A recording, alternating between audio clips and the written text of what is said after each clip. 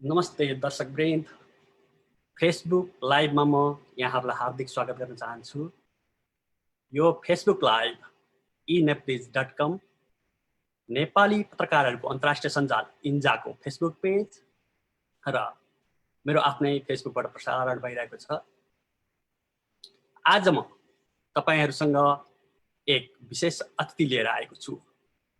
उहाँ हुनुहुन्छ डाक्टर लक्ष्मीनारायण ढकाल। भुटानको दागना जिल्लाको सुन्तलेमा जन्मनुभएका डाक्टर ढकाल हाल अमेरिका बस्नुहुन्छ। एउटा शरणार्थी जीवन करिब 20 वर्ष बिताएपछि उहाँ अमेरिका आउनुभएको हो।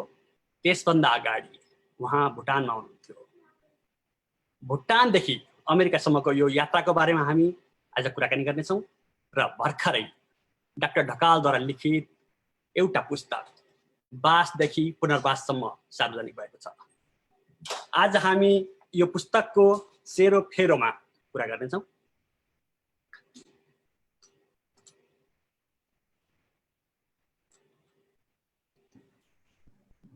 म अब विलम्ब नगरिकन डाक्टर ढकाललाई स्वागत गर्न चाहन्छु। स्वागत छ कार्यक्रममा। यहाँलाई धेरै धेरै धन्यवाद।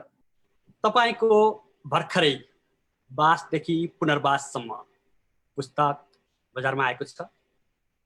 यो एउटा तपाईको संस्मरणात्मक पुस्तक हो, तथापि एउटा नेपाली भाषीहरू जो भुटानमा थिए उनीहरूको एउटा ऐतिहासिक दस्तावेज पनि हो।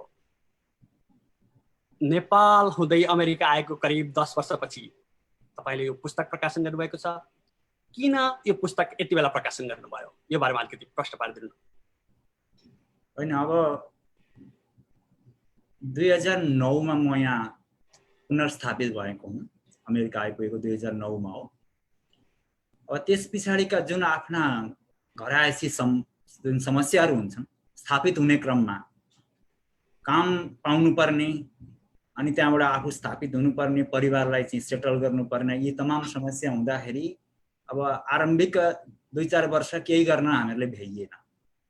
कुराहरू दिमागमा मस्तिष्कमा खेलिरहे तापनि, ती योजनाहरू भए तापनि आरम्भमा हामीले त्यो काम गर्न सकिएन। सबैको त्यस्तै नै स्थिति थियो र गर्दै भन्दै लाँदा 7-8 वर्ष बितिसकेपछि लगभग हामी कामको एउटा व्यवस्था पनि सुदृढ भयो। आफ्नो हिसाबले स्केड्युल सेट गर्न सक्ने स्थितिमा पुग्यो। बाध्यताबाट अलिकति माथि उठ्न सक्नेहरूले, चाहनेहरूले काम फेरि आफूले सहज हुने खालका काम पनि रोजेर छानेर दिन सक्ने अवस्था भयो र घर किनेर आफू सेटल हुने स्थिति पनि आए। त्यसो भइसकेपछि अलिकति स्थिर, किनभने पहिलो त मानवलाई घाँस, बाँस र कपास ती मूल आधार हुँदा रहेछन् जीवनका। ती कुराहरूको व्यवस्थापन नभएसम्म मस्तिष्कले अथवा आफ्ना योजनाहरूले काम गर्न अलिकति मुस्किलै हुँदो रहेछ। त्यसो हुँदाखेरि लगभग 2014 देखि पछाडि मात्र मैले घर किने। 2014 मा 14 देखि पछाडि अनि त्यहाँबाट मात्र व्यवस्थित भएपछि अब के गर्नुपर्छ, के लेख्नुपर्छ भन्ने सोच आयो। अनि त्यहाँबाट बिस्तारै यो सामग्री सङ्कलन गर्ने, लेख्ने क्रममा आरम्भ गर्दै लगभग 4-5 वर्ष लाग्यो र कसो गर्दाखेरि यसपालि यो प्रकाशन गर्ने मौका जुर्यो र त्यसरी नै यो अहिले सबैका सामनेमा आएको छ। दर्शकवृन्द, तपाईहरु यति बेला फेसबुक लाइभमा हुनुहुन्छ। आज हामीसँग फेसबुक लाइभमा हुनुहुन्छ डाक्टर लक्ष्मीनारायण ढकाल। उहाँ संस्कृत तथा हिन्दी र नेपाली भाषाको ज्ञाता मानिनुहुन्छ। उहाँ एउटा सामाजिक अभियन्ता समेत हुनुहुन्छ। भुटानमा लामो समय जीवन बिताइसकेपछि शरणार्थी भएर नेपाल आउनुभयो, तथापि आफ्नो पढाइलाई जारी राख्नुभयो। त्यसपछि उहाँ अमेरिका आउनुभयो। अमेरिका आएर पनि उहाँको सामाजिक संलग्नता अहिले पनि उति नै छ। उति नै सामाजिक कार्यमा सक्रिय हुनुहुन्छ र उहाँको सबैभन्दा ठुलो देन भनेको अमेरिकामा आएका बालबालिकाहरूलाई कसरी नेपाली भाषा सिकाउने, कसरी नेपाली भाषा सिकाउनका लागि एकै प्रकारको पाठ्यक्रम बनाउने, यस विषयमा उहाँ निरन्तर लागेको मैले पनि देखेको छु। आज हामी यी सबै विषयहरूमा कुराकानी गर्नेछौँ। उहाँ संस्कृतमा MA हुनुहुन्छ, दर्शनशास्त्रमा PhD गर्नुभएको छ, नेपाली भाषा साहित्यमा स्नातकोत्तर हुनुहुन्छ भने योगमा डिप्लोमा गर्नुभएको छ। त्यसैले विविध विषय हुन सक्छन् उहाँसँग कुराकानीमा।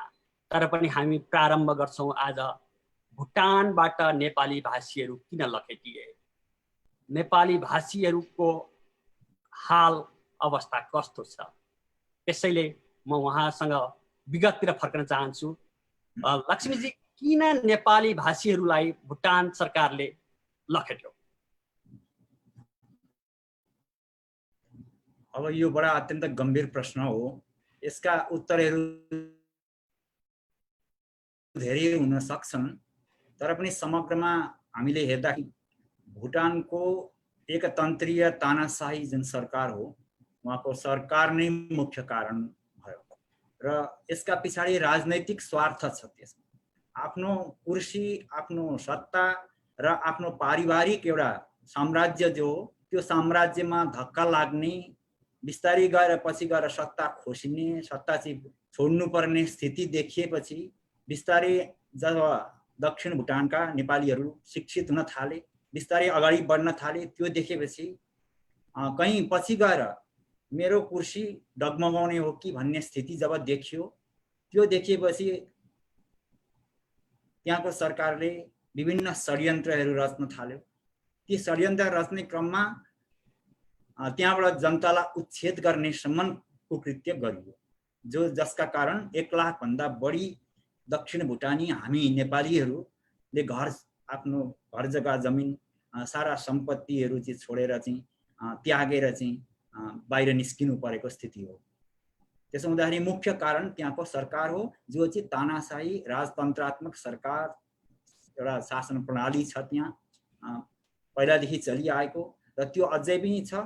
यद्यपि 2008 मा आएर प्रजातन्त्रको घोषणा सहित संविधान बनाएको भनेर भनिएको छ, तर त्यो संविधान देखावटी हात्तीको दाँत जस्तै, देखाउने दाँत र चबाउने दाँत अलग अलग हुन्छन् हात्तीका, त्यस्तै नै देखिएको छ। र विशेष गरेर सामान्य सर्वसामान्य जनताका लागि र दक्षिण मूलका, दक्षिण भेगका नेपाली भाषी हामी जस्ता हाम्रा सन्तान र त्यहाँ भएका हाम्रा बन्धुहरूका लागि त्यो संविधानले कतै पनि फाइदा गरेको र त्यसको उपयोग गर्न पाइएको अवस्था अझै पनि छैन त्यहाँ। त्यसो हुँदाखेरि यो सरासर हुन त भन्नका निमित्त कति आलोचकहरूले, कति लेखकहरूले जातीय समस्या हो, धार्मिक समस्या हो भुटानमा भन्छन्, तर पनि अब जातीय समस्या त हुँदै हो, किनभने डुक्पा जाति र नेपाली जातिबिचको यो सङ्घर्ष देखियो।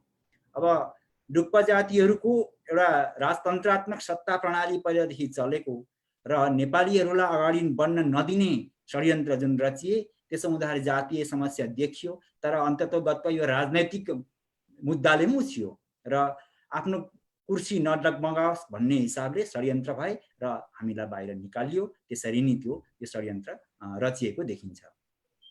दर्शकवृन्द, तपाईहरू यति बेला भर्खरै मात्रै लाइभ हेर्दै हुनुहुन्छ भने म किशोर सापकोटा यति बेला डाक्टर लक्ष्मीनारायण ढकालसँग छु। डाक्टर लक्ष्मीनारायण ढकालको पुस्तक वासदेखि पुनर्वाससम्म भर्खरै बजारमा आएको छ। हामी पुस्तकको सेरोफेरमा कुरा गर्दैछौँ। भुटानी शरणार्थीहरू जो 20 वर्षसम्म नेपालमा बसेका थिए उनीहरूको बारेमा कुरा गर्दैछौँ र भुटानको अहिलेको अवस्थाको बारेमा पनि अलिकति कुराकानी गर्दैछौँ। लक्ष्मीजी, अहिले भुटानमा कति जति नेपालीहरू छन् र उनीहरूको अवस्था कस्तो छ? अहिले पहिला भन्दा सुधारिएको छ या अझै पनि पहिलाकै प्रकृतिको तानाशाही व्यवस्थाभित्र छन्? अब यो भन्नका लागि सुधारिएको छ भनिया छ हैन, तर त्यहाँ भित्रका जनताहरू जो छन् उनीहरूसँग सम्पर्क गर्दाखेरि बुझ्दाखेरि केही मात्रामा पहिलाको भन्दा केही मात्रामा हिँडडुल गर्ने, बाहिर फेरो निस्किने अनि त्यहाँबाट भित्र पस्ने जस्ता कुराहरू अलिकति खुल्ला भएको देखिन्छ। तर धेरैवटा समस्या पहिलाका जस्ताका तस्तै नै छन्। भुटानमा कुनै पनि सुधार आएको छैन। शिक्षाका क्षेत्रमा हेर्ने हो भनेदेखि ती हाम्रा भुटानी जुन बालबालिका हुन् उनीहरूले उच्च शिक्षाका लागि अगाडि बढ्न सकेका छैनन्। त्यति बेलै पनि दिँदैन थियो, एनओसी मागिन्थ्यो, नो अब्जेक्सन सर्टिफिकेट मागिन्थ्यो, जुन नो अब्जेक्सन सर्टिफिकेट चाहिँ जिल्ला कार्यालयले प्रदान गरिनु पर्थ्यो। जिल्ला कार्यालयले जब जाँचबुझ गरेर अनि नेपाली भाषी विद्यार्थीहरू छन् भने कुनै न कुनै बहाना खोजेर त्यति बेला पनि दिँदैन थियो र अहिले पनि त्यो स्थिति छ। र अर्को कुरो आर्थिक दृष्टिले पनि आफ्नो खर्च अगाडि खर्च गरेर पढ्न नसक्ने स्थितिमा भएका धेरै पिछडिएका दूरदराज गाउँका बालबालिकाहरूले अगाडि बढेर पढ्न सकेको स्थिति छैन शिक्षाका क्षेत्रमा। र अर्को भयो सञ्चारको क्षेत्रमा पनि त्यहाँ अझै पनि कुनै स्वतन्त्रता छैन। भुटानको सरकारद्वारा सञ्चालित जुन एउटा रेडियो थियो, जुन सञ्चार कार्यक्रममा रेडियो सञ्चालन गरिन्थ्यो नेपाली भाषामा, त्यो पनि बन्द भएको छ। क्विन्सेल नामको नेपाली भाषामा पत्रिका निक्लिन्थ्यो, त्यो पनि साप्ताहिक पत्रिका, त्यो पनि बन्द भयो पछि आएर। र अर्को ड्रुक्लोसेल नामको पत्रिका निक्लिन्थ्यो साहित्यिक बेसमा, त्यो पनि बन्द भयो। र त्यस्ता कार्यक्रमहरू पनि बन्द गरिएका छन् र कुनै त्यस्तो नेपाली मूलक कार्यक्रम अहिले चलेको छैन। र त्यहाँका जनता, त्यहाँका हाम्रा पुर्खाहरू भनौँ, हाम्रा चाहिँ आफ्ना आफन्तहरू ठगिएकै छन् सबैतिरबाट। र रोजगारीको समस्या त्यहाँ छँदैछ, शिक्षाको त्यस्तै समस्या छ, स्वास्थ्यको समस्या छ, सबैतिर पहिलाको भन्दा कुनै पनि त्यहाँ सुधार भएको हामी देख्दैनौँ। त्यहाँ अहिले कति जति नेपाली भाषी जनताहरू अहिले त्यहाँ रहेका छन्, कुनै तथ्याङ्क छ? अब यो एक्चुअल तथ्याङ्क चाहिँ हामीसँग छैन, तर भुटानको सरकारले विभिन्न आँकडा देखाएको छ इतिहासमा। त्यो यो जुन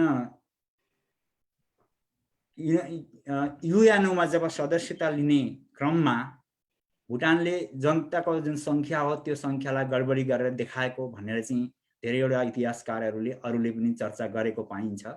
र पहिला भुटानको सरकारले 13 लाख सङ्ख्या छ हाम्रो भुटानी जनसङ्ख्या भनेर बताइएको थियो, र पछि आएर फेरि 7 लाख छ भनियो।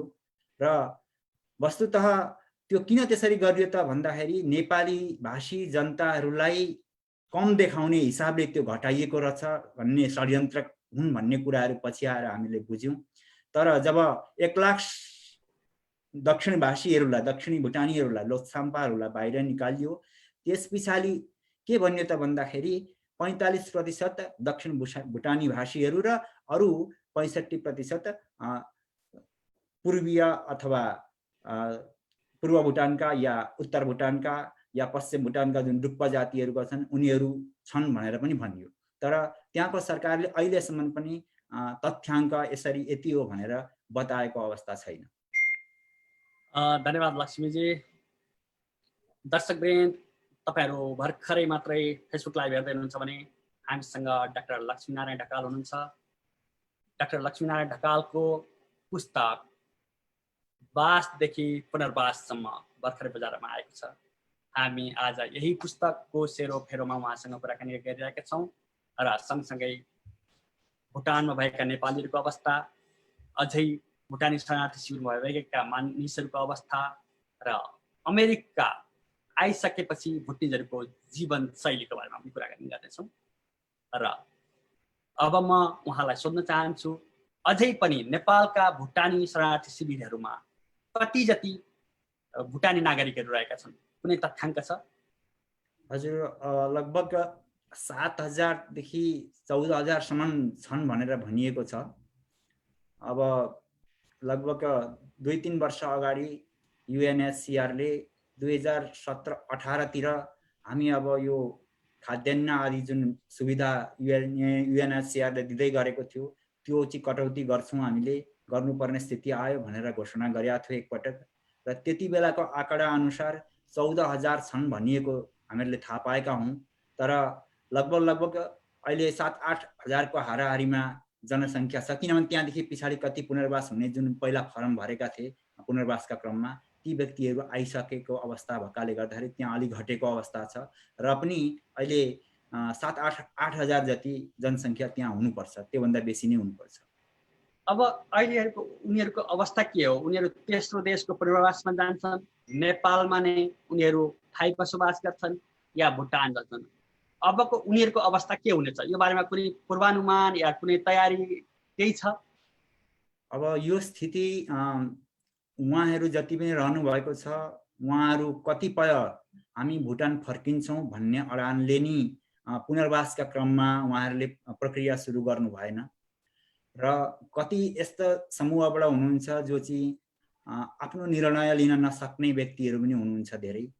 भनेदेखि कति परिवार यस्ता पनि छन् जसका चाहिँ आफ्ना आफन्त छोराछोरी यता आएर आमा बाबु उहाँ रहेका अवस्था पनि छ र एकदमै विकट स्थिति छ। त्यहाँ चाहिँ अब सहुलियतहरूको कटौती गरिएको छ र पहिलाको जस्तो दिएको छैन र अन्तर्राष्ट्रिय जुन संस्थाहरू थिए ती संस्थाहरूले आफ्नो दायित्व पुरा गरेको, किनभनेदेखि हामीले अरू देशका शरणार्थीहरूलाई धान्नु पर्ने स्थिति आयो भनेर चाहिँ उनीहरूले कटौतीहरू कम गरेको अवस्था छ र नेपाल सरकारले पनि अब त्यसरी चाहिँ संरक्षण अरू हिसाबले भनौँ न, अब जमिन दिएर बास दिएको छ त्यही नै ठुलो कुरो हो र अरू गर्न नसकेको स्थिति पहिलेदेखि नै छँदैछ र आफ्नै कति समस्या छन् नेपालसँग, त्यो आफ्नो ठाउँमा छ र उनीहरूको स्थिति अहिले एकदमै दयनीय भएको अवस्था छ र यो कोरोना भाइरसको महामारी आए पछाडि त झनै नै समस्या त्यहाँ देखिएको छ र केही राहत सामग्रीहरू वितरण गर्न हाम्रा यताका केही संस्थाहरूले पनि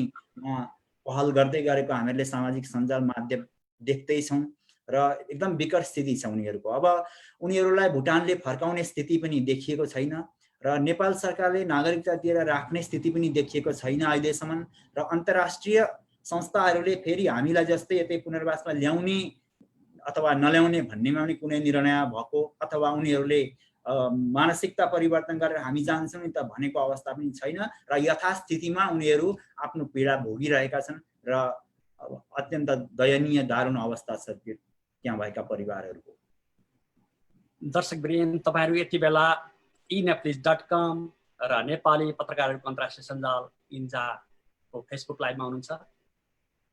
मसँग वासदेखि पुनर्वाससम्मका लेखक, एउटा बुद्धिजीवी आजको कुराकानीमा हुनुहुन्छ। आज हामी भुटानी शरणार्थी उनीहरूको अवस्थाको बारेमा कुराकानी गरिरहेका छौँ। अब म उहाँलाई थप प्रश्नहरू गर्न गइरहेको छु। तपाईँ नेपाल बसाइलाई कसरी सम्झन चाहनुहुन्छ? करिब 20 वर्षको शरणार्थी जीवनलाई कसरी सम्झन चाहनुहुन्छ? अब त्यो एकदमै दयनीय अवस्था थियो। अहिलेको स्थितिलाई र त्यति बेलाको स्थितिलाई तुलना गरेर हेर्दाखेरि त्यो भनेको एउटा यस्तो स्थिति जो चाहिँ शरणार्थी भएर एउटा अभावग्रस्त जीवनलाई बिताउनु जस्तो एउटा जीवन पद्धति हो, त्यो अरू कसैलाई नपरोस् त्यस्तो भन्न चाहन्छु म।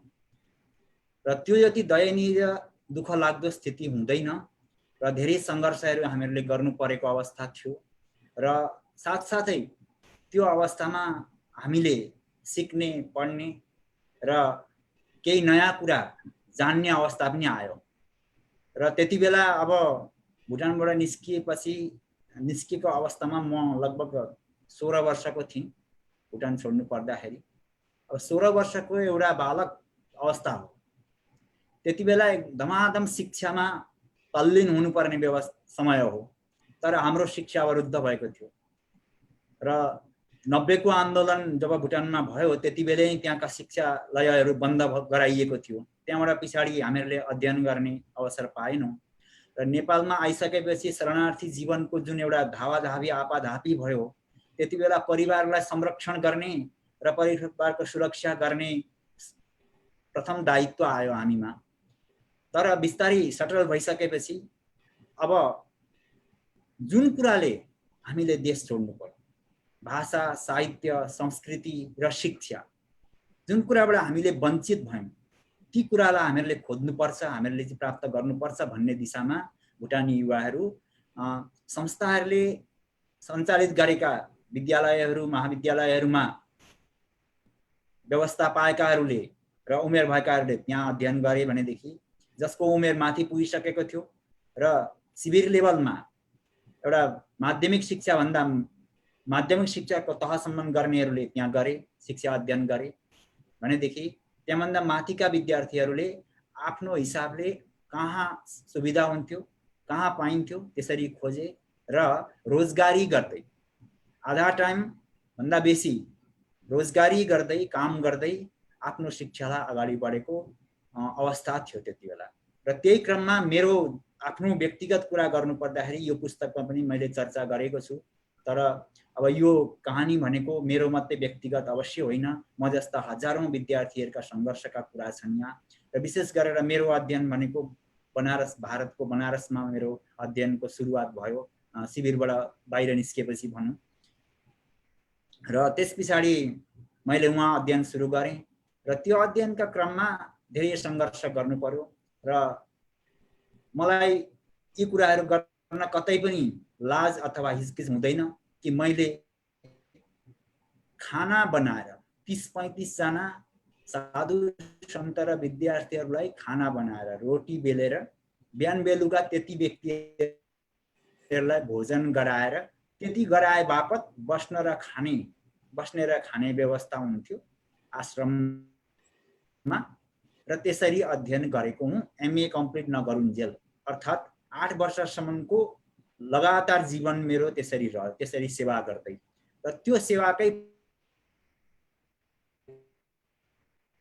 फल थियो जो चाहिँ अगाडि गएर हामी बोर्डिङहरूमा, धेरै बोर्डिङहरूमा एउटा शिक्षाको क्षेत्रलाई अँगालेर शिक्षालाई अगाडि बढाउँदै, शिक्षकका पेसालाई अगाडि बढाउँदै आफ्नो अध्ययनलाई अगाडि बढाए र यसरी चाहिँ अध्ययनको सिलसिला अगाडि बढ्यो। र अर्को पाटो जुन त्यहाँको आरम्भिक अवस्था हो, त्यो माइधारको जुन बगरलाई म सम्झिन चाहन्छु। त्यो बगरको जुन दारुण वेदना थियो त्यति बेला गर्मीको अवस्थामा, त्यो बाल्लै भएको बगरमा लगेर चाहिँ अब हामीले त्यहाँ बस्नु परेको अवस्था थियो, छाप्रै थाप्रा थिए।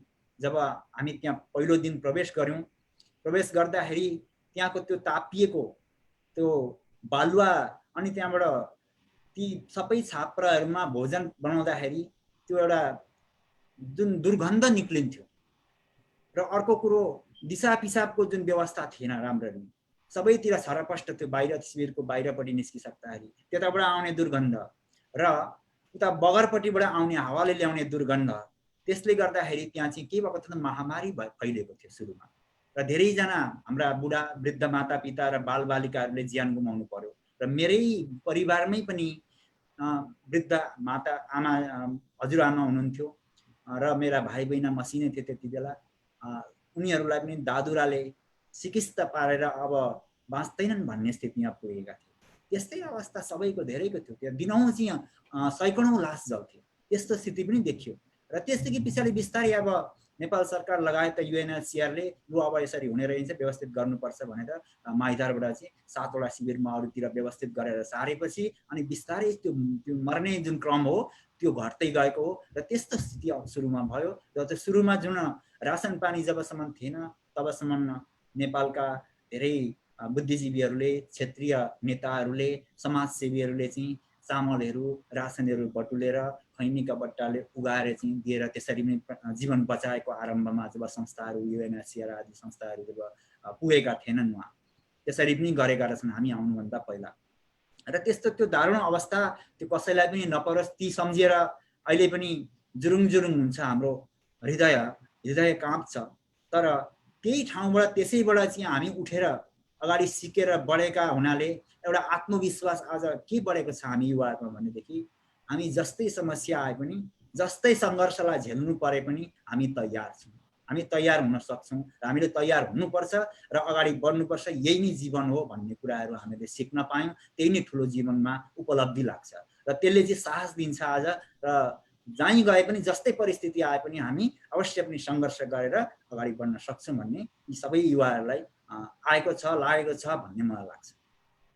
दर्शकवृन्द, डाक्टर लक्ष्मीनारायण ढकाल अहिले 20 वर्ष लामो शरणार्थी जीवनको विषयमा आफ्नो अनुभव बताउँदै हुनुहुन्थ्यो।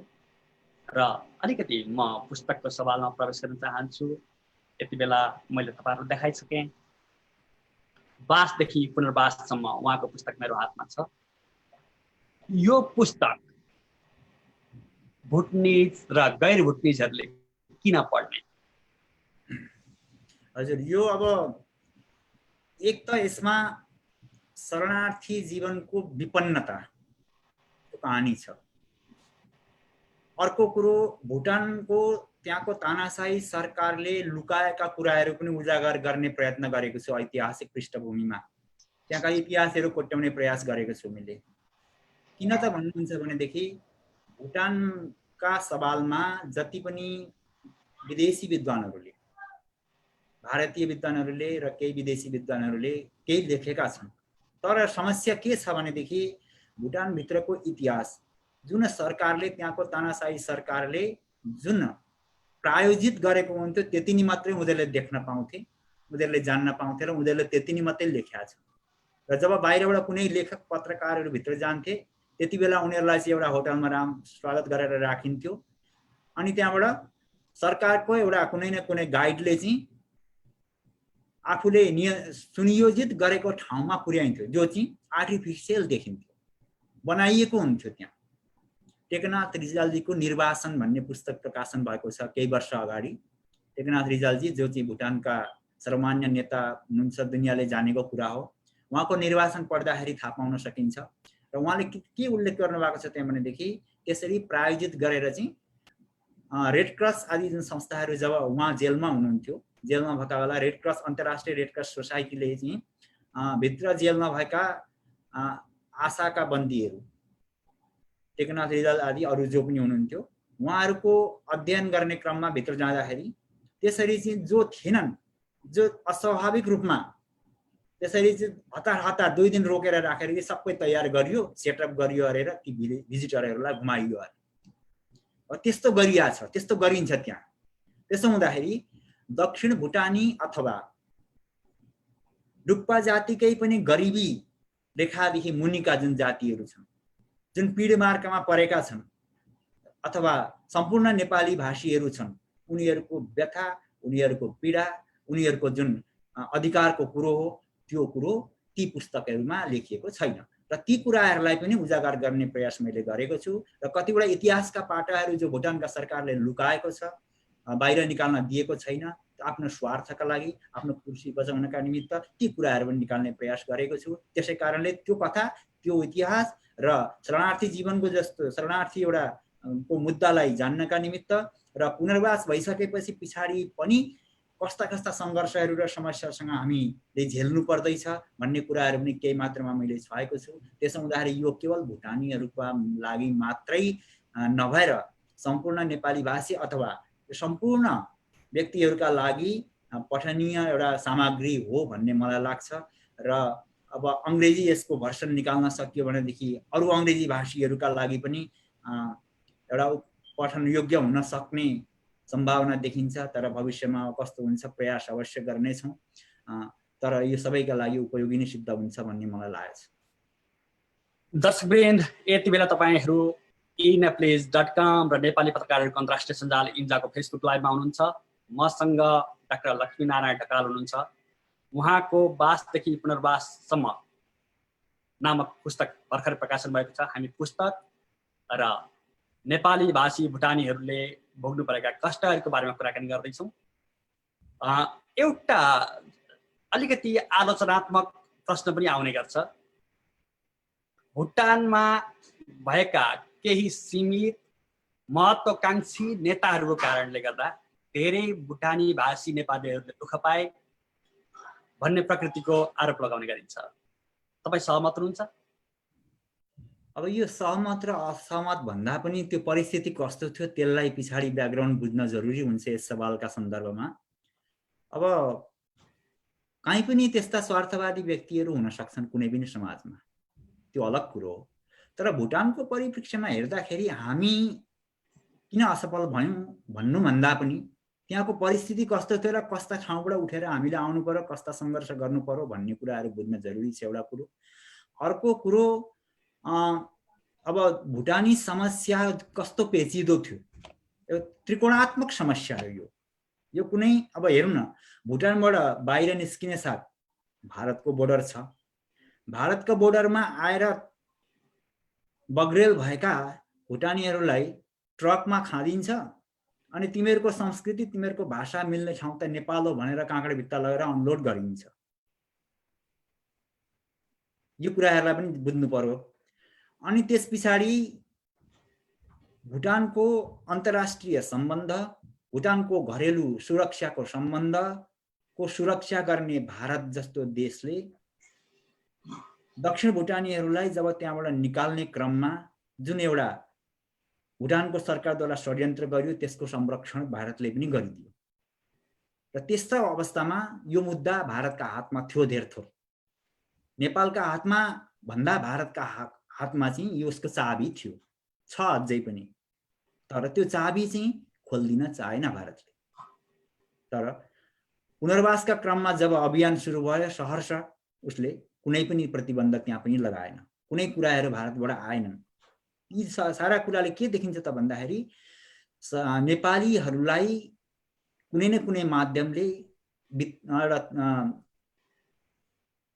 कमजोर बनाएर राख्ने षड्यन्त्रका क्रममा कुनै भुटानको एउटा सरकार मात्र समावेश थिएन, त्यहाँ विभिन्न समूहका व्यक्ति र देशहरू नि लागि परेका थिए। त्यसो हुँदाखेरि त्यो त्रिकोणात्मक समस्या बनेका हुनाले र नेपालमा बसेर भुटानको मुद्दालाई हामीले लड्नुपर्ने अनि भारत भूमि भएर भुटान जानुपर्ने स्थितिमा हामीले प्रयास नगरेको होइन, प्रयास गर्यौं।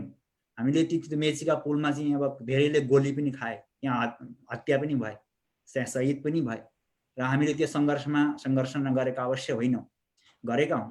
तर अब भुटान जस्तो जुन खोर, एउटा बाख्राको खोर जस्तामा थुनेर राखेका व्यक्तिहरू, शिक्षामा वञ्चित गराएका व्यक्तिहरू, प्रजातन्त्र र मानव अधिकारका बारेमा कहिल्यै नसुनेका व्यक्तिहरू, सञ्चारका क्षेत्रमा पत्र पत्रिकाहरू नदेखेका व्यक्तिहरू, दूरदर्शन भनेको कुरो के हुन्छ भन्ने कुरो नदेखेका व्यक्तिहरूलाई एकैचोटि बाहिर निकालिँदाखेरि निक्लेका व्यक्तिहरूले राजनैतिक जस्तो एउटा समस्यामूलक अभियानमा अलिकति केही गल्ती भयो होला, ती आफ्नो ठाउँमा छन्। र कति व्यक्तिहरूले स्वार्थमा अथवा त्यसरी केही गरे पनि होला, त्यो पनि छन् होला हैन, कतिले अब त्यस्ता गरे होला। अब त्यस्तो मेरा दृष्टिले चाहिँ त्यस्तो मैले चाहिँ देखेको छुइनँ, हुन पनि सक्छ। तर त्यस अर्थले त्यो कारणले चाहिँ हामी असफल भयौँ अथवा हाम्रो मुद्दा बिलायो भन्न मिल्दैन। यो त एकदमै भारतका हातमा भएको चाबी भएको समस्या। र अर्को कुरो, द्विपक्षीय जुन वार्ताहरू भए शरणार्थी समस्यालाई समाधान गर्नका निमित्त, त्यति बेला अब तेस्रो पक्षलाई समावेश गर्न दिएन। हामीले धेरै माग गरेका हौँ भुटानी पक्षबाट, भुटानी शरणार्थीका पक्षबाट तेस्रो विकल्प खोलियोस्, हामी समावेश हुन पाऊँ भन्दाखेरि हामीलाई दिएन। र नेपाल सरकार र भुटान सरकारका बीच 15औं चरणका वार्ताहरू भए। तर के भयो त भन्दाखेरि भुटानको सरकार कूटनैतिक हिसाबले प्रस्तुत हुने, नेपालको सरकार 6 महिनामा सरकार फेरिने अहिले पनि स्थिति त्यस्तै नै छ, हामी देखिरहेका छौँ। अब 6 महिनामा फेरिएको सरकारका मन्त्रीहरूले भुटानको मुद्दालाई जान्दा ओर्दा बुझ्दा ओर्दा 6 महिना बितिसक्ने, सरकार ढल्ने, नयाँ मन्त्री आउने। भुटानको सरकार त पहिलेदेखि अभ्यस्त। त्यसो हुँदाखेरि नेपालका जति पनि त्यो वार्ताका क्रममा वार्तामा सहभागी हुने मन्त्रीहरूले भुटानको मुद्दा के हो त भनेर राम्ररी बुझ्न पनि पाए जस्तो मलाई लाग्दैन। त्यसो हुँदाखेरि यी वार्ता कुनै रूपमा अगाडि बढ्न सकेनन्, सफल हुन सकेनन्। र त्यसरी त्यो धेरै कारणले गर्दाखेरि चाहिँ बिथलिएको मुद्दा हो। र त्यसरी चाहिँ यो मुद्दा चाहिँ अहिले इतिहासका गर्तमा पछाडि धकेलिएर गयो। र अब त्यसरी स्वार्थवादी व्यक्तिहरू कोही छन् भन्ने मेरा जानकारीमा चाहिँ मलाई लागेन होइन। त्यस्तो अब केही छ भनेदेखि मलाई थाहा भएन। म छोटा छोटा क्वेसनहरू गर्न चाहन्छु। त्यो बेला भुटान सरकारले नेपाली भाषीहरूलाई जाऊ भनेको कि नेपाली भाषीहरू जान्छौँ भनेको? अब जाऊ भनेकै हो सर। यो चाहिँ अब किशोरजी, किन भन्दाखेरि अब केही व्यक्तिहरू मेरा आफ्ना आफन्त हिँडे, मेरो पल्लो घर हिँड्यो र मैले अब म सुरक्षित छुइनँ, मेरा आफ्ना आफन्त नातागोताका व्यक्तिहरू गए भनेर केही व्यक्तिहरूबाट लाग्यो होला, त्यो अलग कुरो हो। तर सिङ्गो मुद्दा त्यो होइन। सिङ्गो मुद्दा त त्यहाँ जेलमा राखिए तमाम व्यक्तिहरूलाई चाहिँ एकै रातमा जेल हालियो। यसमा मेरा पिताश्री पनि पर्नुहुन्छ, म आफै भुक्तभोगी भएँ नि। त्यसो भए त घरबाट पिताश्री नै जेलमा पर्नुभएको हो, 6 महिना जेलमा राखेको हो। मेरा मावलाका हजुरबा पर्नुभएको हो, मेरा मामा पर्नुभएको हो, पुण्यप्रसाद ढकालजीलाई जेलमै मारियो, मेरो काका हुनुहुन्थ्यो, काका पर्नुहुन्थ्यो होइन, आफ्नै नजिकै सम्बन्ध हो। र त्यसो हुँदाखेरि आफ्ना परिवारभित्रैबाट त्यो समस्यालाई मैले नजिकबाट हेर्ने अवसर पाएको छु। र के गरियो त भन्दाखेरि मेरा पिताश्रीले स्वयं बताउनुहुन्छ यो कहानी। जब जेलमा हुनुहुन्थ्यो, जेलबाट चाहिँ अनि अन्तिममा छोड्ने बेलामा उहाँहरूलाई बोलाएर चाहिँ अग्रनाम दिइयो म यो देश छोडेर कसरी त अकरनाम लियो र त भन्दाखेरि पहिला स्क्रिप्ट लेखेर नाटक जब बनाइन्छ खेलिन्छ नाटकमा स्क्रिप्ट लेखे जस्तो लेखेर तयार गर्न लगाइयो अनि त्यहाँबाट भिडियोलाइज गरियो र साइडमा चाहिँ नदेखिने हिसाबले चाहिँ बन्दुकधारी व्यक्तिहरू सेनाहरू खडा छन् पुलिसहरू खडा छन् र त्यस्तो अवस्थामा हाँसेर बोल्न लगाइयो अरे म आजबाट यो देश छोडेर मेरो देश नेपाल जान्छु भनेर भन्न लगाइयो त्यति नगर्दाखेरि बन्दुकको नोक लिएर चाहिँ कुनामा खडा छ त्यसरी चाहिँ त्यो त्रासित गरेर एउटा उसमा पारेर चाहिँ भिडियोलाइज गरेर आफू राजी खुसी साथ म यो देश छोडेर जान्छु भन्न लगाइएका तमाम त्यस्ता केसहरू छन् र त्यसरी निकालिएको हामी यसरी बुझ्न सक्छौं स्वयं जाऊ भनेर तर जान बाध्य हुने घटनाक्रमहरू सिर्जना गर्यो भुटान सरकारले। बिल्कुल हामीले यसरी बुझ्दा सही होला हैन? बिल्कुल सिर्जना गरियो त्यसरी र बाध्यतामा पारियो किनभने नेपाली परिवार हजुर केही परिवार त्यसरी आए पनि होला त्यो अलग कुरो हो तर 80% भन्दा बेसी समस्या त्यसरी बाध्यतामा पारेर घरमा आक्रमण गरेर आर्मीहरूले आक्रमण गरे मेरै घरमा आर्मीहरूले आक्रमण गरे हो मलाई थाहा छ। त्यसो हुँदाखेरि यी समस्याहरू हाम्रा नजरमा भएका कुरा हुन्। त्यसो हुँदाखेरि यी चाहिँ अब त्यहाँको सरकारले त्यसरी गरेको हामी निकै लामो कुराकानी गरिसकेका छौँ। हामीसँग यति बेला डाक्टर लक्ष्मी ढकाल हुनुहुन्छ। उहाँको पुस्तक वासदेखि पुनर्वाससम्म र भुटानी शरणार्थीको बारेमा कुराकानी गर्दैछौँ। हामी भुटानी शरणार्थीहरू भुटानबाट लखेटिएको करिब 30 वर्षपछि आज ती समस्याहरूलाई सम्झिँदैछौँ।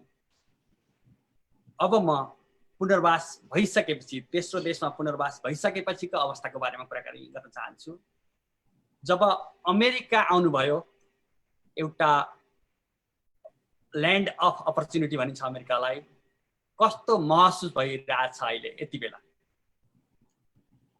अब यो महसुस गर्ने जुन एउटा मनोविज्ञान हुन्छ त्यो व्यक्तिहरूको भिन्न भिन्नै हुन सक्छ किशोरजी। अब एउटा घाँस बाँस कपासका दृष्टिले हामी स्थापित भयौं जस्तो लाग्छ। उहाँको जुन विपन्नता थियो त्यो विपन्नता अब छैन र शरणार्थीको जुन एउटा बिल्ला टाँसेका थियौं त्यो बिल्ला केही हदमा हाम्रा छातीमा छैन भन्ने लाग्छ। तर त्यही नै सबै कुरो हो भन्ने पनि छैन मेरा चाहिँ दृष्टिमा। र सुरुमा जुन सङ्घर्षहरू हामीले गर्यौं यहाँ स्थापित हुने क्रममा धेरै ठुला सङ्घर्षहरू यहाँ पनि भए। कामको परिस्थिति र काममा जाँदाखेरि त्यहाँ हुने उत्पीडनहरू पनि यहाँका हामीले भोगेकै हौँ, तपाईँ हामीले सबैले हैन। कम्पनीहरूमा काम गर्नुपर्ने, रातिको काम गर्नुपर्ने, परिवारलाई चाहिँ गर्नुपर्ने र यहाँको तिरोतारो, यहाँको जुन इन्सुरेन्स बिमा कम्पनीहरूका जुन तिरोतारो छन्, बिलको जुन समस्या छ, ती समस्याहरूले एक त यहाँ अब मानसिक तनाव सदैव भइरहने अवस्था छ भनेदेखि ती सङ्घर्षहरूलाई पनि पार गर्दै जीवनलाई चाहिँ अब जस्तो देशकाल परिस्थिति अनुसार अगाडि धान्नुपर्छ, अगाडि बढाउनु पर्छ भन्ने स्थितिमा युवा समाज अथवा भुटानी समाज अगाडि बढेको छ अहिले। र यो दृष्टिले हामी स्थापित भएको अवस्था हो, तर हामीले धेरै कुरा गुमाएका पनि छौँ र गुमाउने क्रममा हामीले पाउनुभन्दा धेरै कुरा गुमायौँ जस्तो लाग्छ। तर यो जुन मुद्दा हो, यो मेरो मनोविज्ञान अथवा मेरो सोच हो, यो सबैलाई लागू हुन्छ भन्ने मलाई लाग्दैन। हामी जो भुटानमा जन्म्यौँ, जुन सङ्घर्ष भोग्यौँ र अहिले आएर पनि सङ्घर्ष गर्दैछौँ, हाम्रो जीवन रन्जेल यो एउटा मनोविज्ञान होला। तर यहाँ आएर जन्मिएका नानीहरूका निमित्त यो एउटा इतिहास अथवा एउटा कहानी मात्रै भएर रहन सक्छ यी कुराहरू। त्यसो हुँदाखेरि ती नानीहरूले पनि हाम्रा पिता पुर्खाहरूले गरेको सङ्घर्ष, भोगेको उत्पीडन र देशबाट उच्चित हुनुपर्नेको जुन कहानी हो त्यो कहानी कस्तो रहेछ त भनेर जानुन् भन्ने हिसाबले पनि मैले लेख्ने प्रयास गरेको हुँ यसमा। त्यसो हुँदाखेरि अब एक दृष्टिले व्यवस्थित हुने क्रममा हामी व्यवस्थित भए तापनि जुन भित्रको हृदय हो त्यो उतै छ, आफ्नो मातृभूमितिरै छ, आफ्ना जात जाति थात थलो भाषा संस्कृति सभ्यता भएको ठाउँतिरै पुग्दो रहेछ। र त्यो दृष्टिले हाम्रा वृद्ध मातापिताहरू र हामी लगायत धेरै कति नखुस पनि होला, भित्रको हृदय नरमाएको पनि हुन सक्छ।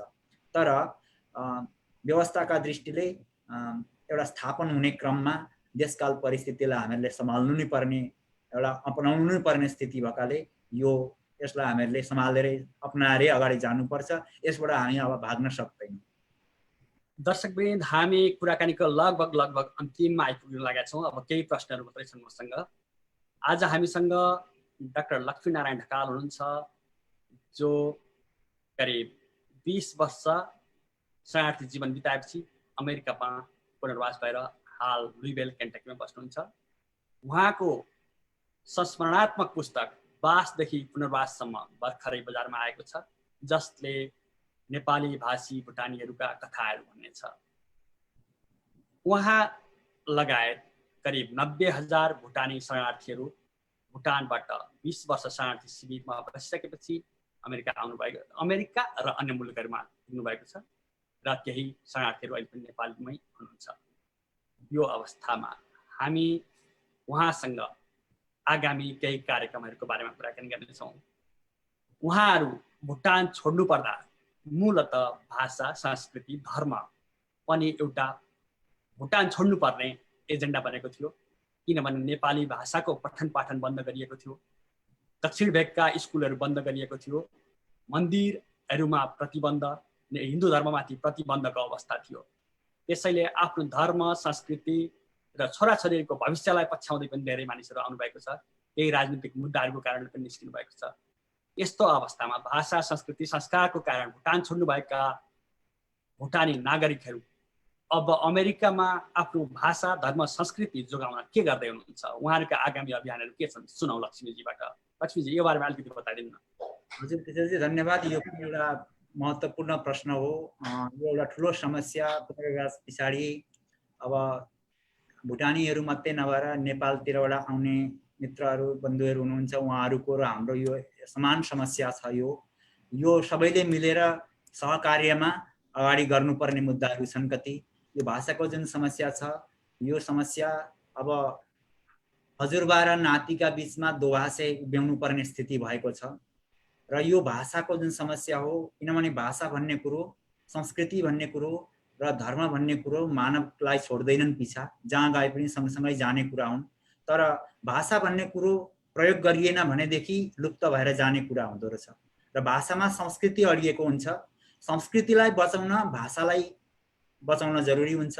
त्यसैले हाम्रा नयाँ पिँढीहरूलाई भाषा शिक्षण गराउनका निमित्त हामीले अभिभावकहरूले विशेष ठुलो भूमिका निभाउनु पर्ने स्थिति देखिएको छ।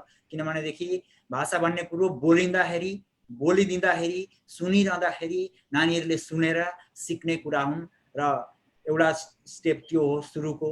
र हामीले बोलेनौँ, हामीले चाहिँ व्यवहारमा ल्याएनौँ, वातावरण बनाएनौँ भनेदेखि नानीहरूले सिक्दैनन्। त्यसो हुँदा सम्पूर्ण अभिभावकहरूले सबैभन्दा पहिला जागरुक हुनुपर्ने विषय यो छ। हामीले बोल्नुपर्छ, हामीले प्रयोग गर्नुपर्छ। अनि नानीहरूलाई चाहिँ आयोजित जुन कक्षाहरू हुन्छन्, योजनाहरू छन्, जहाँ पाठशालाहरू खुलेका छन्, साप्ताहिक कक्षाहरू छन्, ती कक्षाहरूमा लगेर प्रवेश गराउनुपर्छ, लानुपर्छ, सहयोग गर्नुपर्छ। ती कक्षाहरूबाट धेरै नै प्रगति गर्दै गरेको अवस्था छ। र एउटा पाठ्यक्रमको समस्या खड्किएको हुनाले केही वर्षदेखि हामी लागि परेका छौँ र पाठ्यक्रम निर्माणका निमित्त काम हुँदैछ। किनभने यी कुराहरू लगभग 2-3 वर्ष पहिला अनेसाले पनि एउटा पाठशालाहरूका लागि, नेपाली पाठशालाहरूका लागि एउटा बस जस्तो भनौँ न पाठ्यक्रमको डिजाइन गरेका थियो। त्यो डिजाइनका क्रममा मलाई पनि सदस्य बनाएको हुनाले मैले त्यहाँ पनि केही अनुभव लिने अथवा केही सेयर गर्ने अवसर पाएको थिएँ र यी मुद्दाहरूलाई केलाउने अवसर पाएको हुँ। र आफू पनि स्वयं एउटा भाषाको उत्पीडनमा परेको र भाषाबाट ठगिएको, अनि त्यहाँबाट आफ्ना नानीहरूलाई पनि अब अगाडि सिकाउनु पर्ने स्थिति भएको हुनाले हामी सामाजिक रूपमा जुन एउटा अभियान चलाउँदैछौँ, सबैतिर चलाइराखेका छौँ। विभिन्न ठाउँमा चाहिँ चल्दैछन् भाषाका कक्षाहरू। ती कक्षाहरूमा धेरै भोलन्टियर साथीहरूले खटिराख्नु भएको छ र उहाँहरूले गर्ने काम जब स्तुत्य काम गर्दै हुनुहुन्छ। तर यो पाठ्यक्रमका विषयमा साहित्य परिषद भुटानले एउटा समिति गठन गरेको छ र काम हुँदैछ।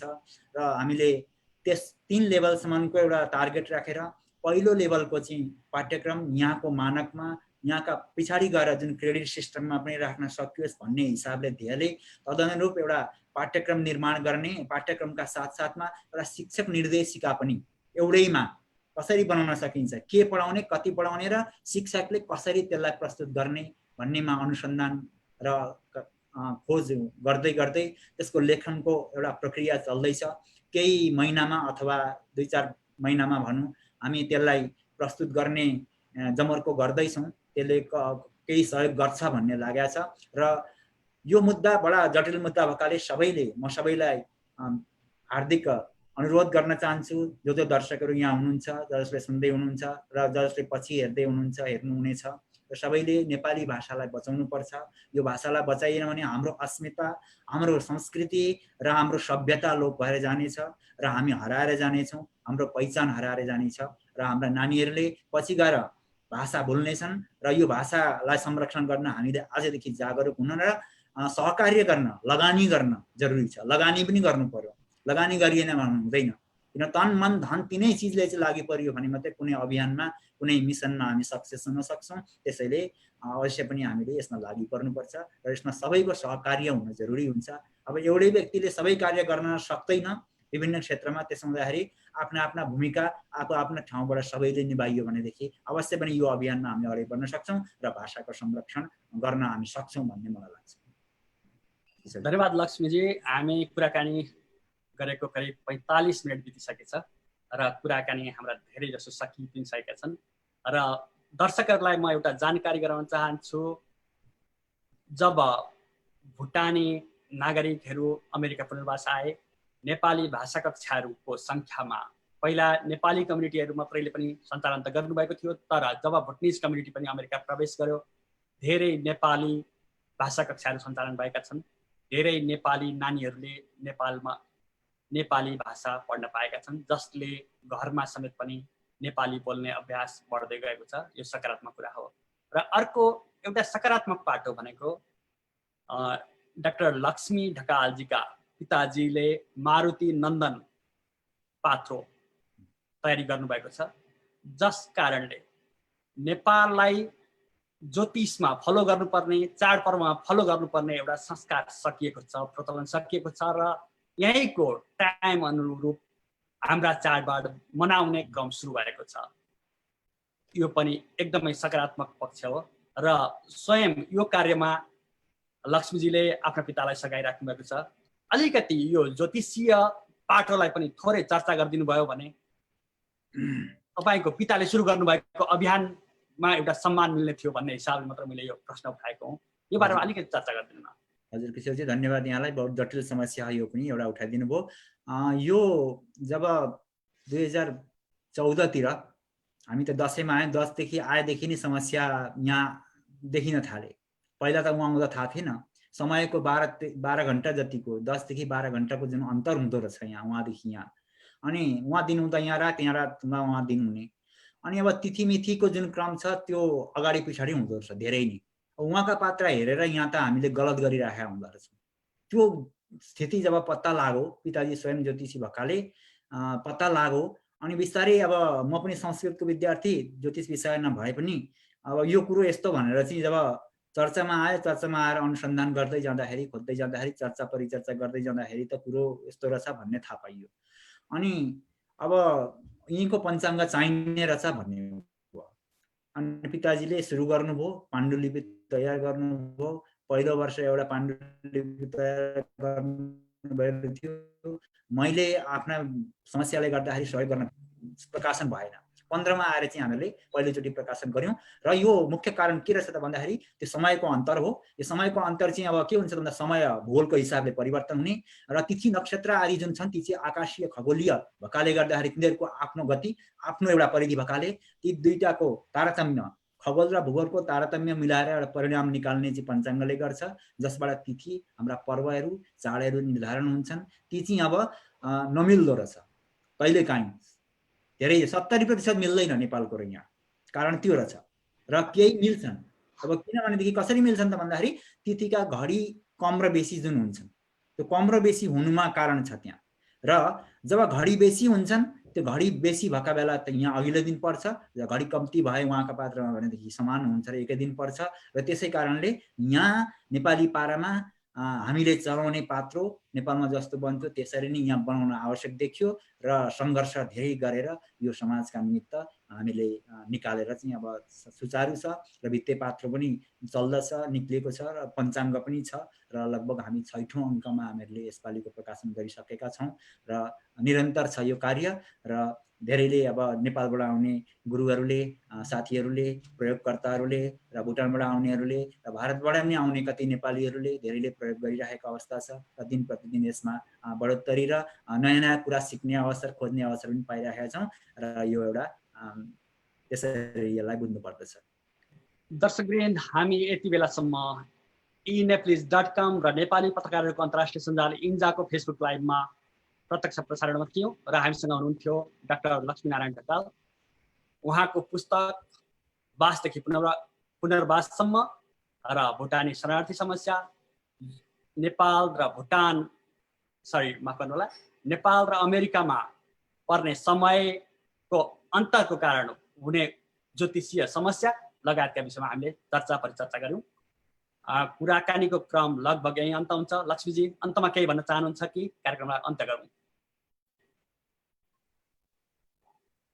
हजुर, म सबै पाठक, यो पुस्तकका पाठक र अहिलेको जुन कार्यक्रम भइरहेको छ, जसले मलाई हेर्दै हुनुहुन्छ र हेर्नुहुनेछ, सबैलाई एउटा अनुरोध के गर्न चाहन्छु भनेदेखि यो पुस्तक जुन प्रकाशन भएको छ यो एमाजोनमा राखिएको छ। यहाँहरूले एमाजोनमा वासदेखि पुनर्वाससम्म भनेर टाइप गरेर हेर्न मगाउन सक्नुहुन्छ, अथवा मेरो फेसबुकमा पनि लिङ्क सेयर गरेको छु, त्यहाँबाट पनि त्यो लिङ्कलाई फलो गरेर मगाउन सक्नुहुन्छ र एकखेप पढिदिनुहोस्, हेरिदिनुहोस् हाम्रा कथा, हाम्रा व्यथा र अब हाम्रा पुर्खा नानीहरूले, नयाँ पिँढीहरूलाई पनि पढाउँ र भुटानका पाठशालाहरू, त्यहाँका शिक्षालयहरूका बारेमा पनि खोज अनुसन्धान गरेर कसरी नेपाली भाषाको प्रवेश भयो भुटानमा र कसरी सञ्चालन भए, कसरी सङ्घर्ष गरे हाम्रा पुर्खाहरूले र 90को दशकसम्ममा कस्तो स्थिति थियो भन्ने कुराहरू पनि यहाँ उल्लेख गरिएको छ। त्यसो हुँदाखेरि धेरै कुराहरू यहाँ साना साना टपिक भए तापनि, संक्षेपमै भए पनि, सूत्रात्मक नै भए तापनि यो अगाडि गएर रिसर्च गर्नेहरूलाई, अनुसन्धान गर्नेहरूलाई पनि काम लाग्न सक्छ। हाम्रो नयाँ पिँढीलाई यो हाम्रो इतिहास जान्नका निमित्त काम लाग्न सक्छ भन्ने मेरो उद्देश्य हो र यही नै सबै हो, यही नै सम्पूर्ण हो भन्ने होइन र तर अगाडि हाम्रा भावी पिँढीहरूले, हाम्रा लेखकहरूले नयाँ नयाँ आफ्ना कहानी छन्, आफ्ना भोगाइ छन्, उहाँहरूले पनि लेखौँ, सबैले लेखौँ। कहानी र कथा, पीडा र मर्का हामीसँग कमी छैनन्, आफ्नै भिन्नै हुन सक्छन्। समग्रमा मुद्दा एउटा भए तापनि भोगाइ विभिन्न हुन सक्छन्। कुरालाई बाहिर ल्याउँ र समाजमा ल्याउँ, यिनीहरूलाई राख्नु भन्दाखेरि समाजमा ल्याएको राम्रो हो र यसै हुँदाखेरि हाम्रो इतिहास चाहिँ संरक्षित हुन सक्छ भन्दै एकखेप यो पढिदिनुहुन्छ भन्ने मलाई लागेको छ।